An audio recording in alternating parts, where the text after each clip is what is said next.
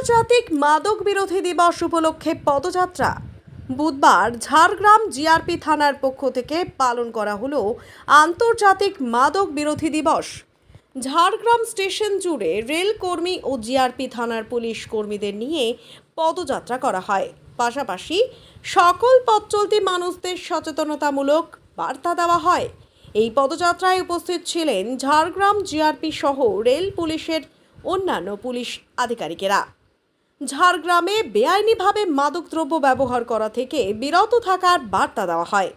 সকলকে মাদকদ্রব্য ব্যবহারের কুপ্রভাব সম্পর্কে সচেতন করে তোলার পাশাপাশি যুব সমাজকে মাদক মুক্ত করে তুলতেই মূলত পুলিশের এই সচেতনতামূলক কর্মসূচি।